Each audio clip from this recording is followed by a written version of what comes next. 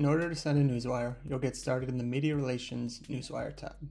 When you click on the Newswire tab, you'll be brought to this main page. On this page, if you've sent any previous releases or have any drafted, you'll be able to see these releases here.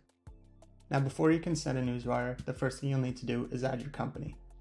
To do this, you'll simply select the Actions button in the top right corner and select Manage Accounts.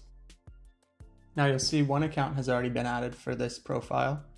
So in order to see those details, you'll click the eye icon, and if you want to delete this company, you can do so by clicking the trash can icon. This green icon means that our team has approved the company and you're able to distribute Newswires for the company. If there's a yellow icon right there, it means that it's still pending, our team is still reviewing, and you won't be able to send Newswires for this company yet. To add a new company, you'll simply select Add Company, and it will bring you to this page.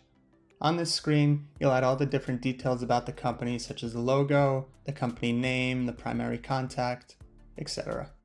All these fields with the asterisks are required fields, so you'll be required to enter that information. Once you've added all this information, you'll be able to click OK down here, and the account will be passed to our team for review. Now, if you're adding a company who you do not work for example, you're a PR company who has multiple clients, you'll need to add this company, and then once the company is added, you'll need to send a screenshot of them giving you approval to wires@meltwater.com. Once our team receives this, we'll pass to our internal team, who will be able to approve the company, and then you'll be able to send on behalf of this other company.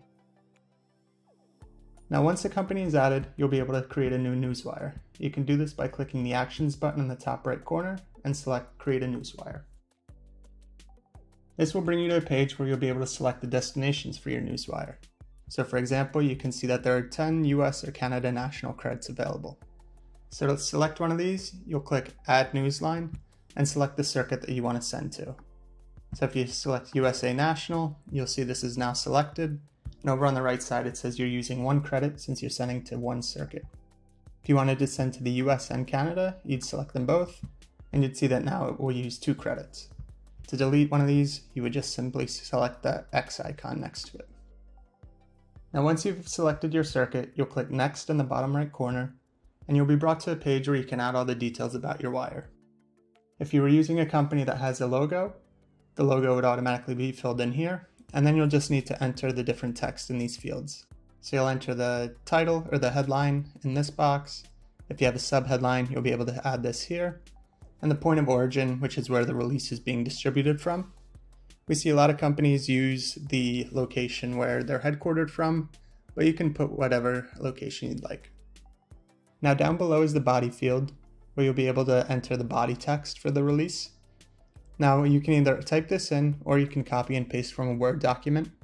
If you're copying and pasting, once you paste, it will ask if you'd like to keep the same formatting or remove any formatting.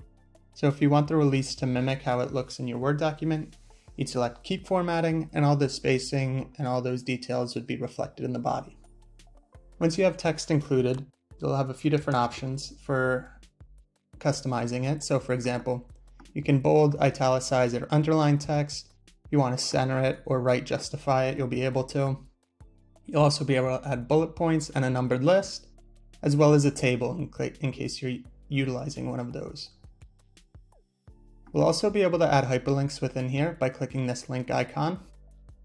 So once you do this, you'll enter the URL in the URL field. The text to display is the words that will include the hyperlink.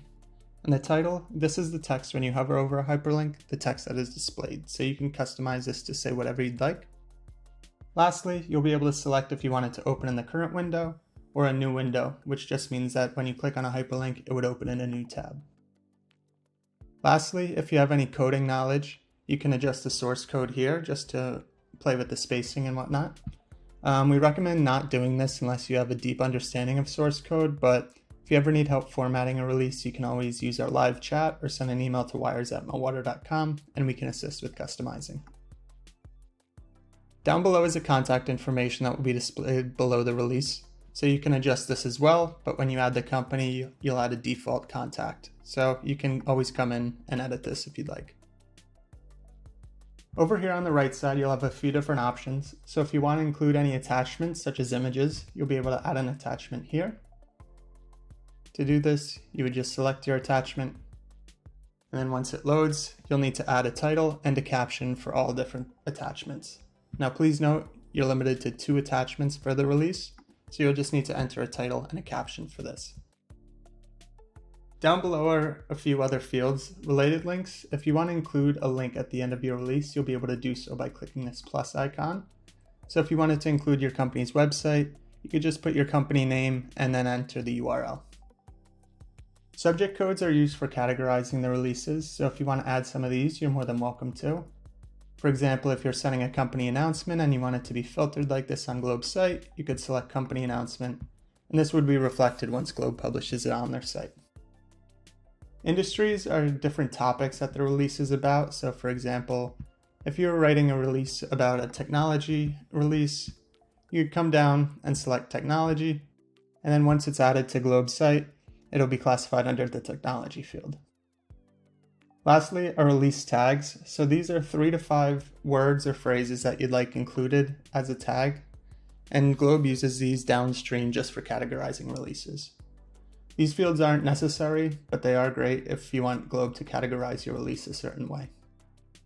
Once you've added all this information, you can select Preview, and this will pull up a PDF proof just showing you what the release will look like. So you'll see the text would all be over here, the contact information at the bottom, the attachments, and all these other fields would display. Once you've reviewed, you'll be able to click Next in the bottom right corner, and you'll be able to schedule your release. So you can select to send as soon as possible, save as a draft if you want to review and edit later, or schedule for a future date. If you want to schedule for a future date, just be wary of the time zone over here on the right side. Just make sure that you're selecting the correct time zone for when you want the release to be published. Once it's scheduled, you can select Next. And then this will bring up a little preview where you can just see all the different details about the release. So right here will be a little preview of the release. And then over here it shows you when the release is scheduled for, how many credits you're using, and which circuit the release is being sent on. Down below, you'll be able to select which emails will be notified once the release is sent out. So for example, these 2 emails would receive an email once the Newswire is sent, and they'll also receive the analytic reports once those are available. Now we'll save as a draft. And since it's saved as a draft, you'll see that it says drafted below, as well as the date that it was saved, as well as a little snippet of the conversation. So you'll have a few different options here within the menu. You can duplicate the release if you'd like, you can delete, or you can open. Up here, you can also filter between your different releases, so if you just wanted to see your drafted releases, you could select drafted, and it would show this release. A few things to note are that the Meltwater platform only supports English wires, so if you're sending translations, you will need full service credits, and those will be emailed to wires@meltwater.com, and we'll be able to send the release for you through Globe's portal. If you have full service credits, these will not be reflected in the platform, as those will be sent to the Wires team at wires@meltwater.com, and we'll set these up for you. If you have any questions, you're always welcome to use our live chat feature or email wires@meltwater.com. Additionally, we also have a great Help Center article that's titled Get Started with Newswires, which will also walk you through this process and provide all the information you need for full service credits.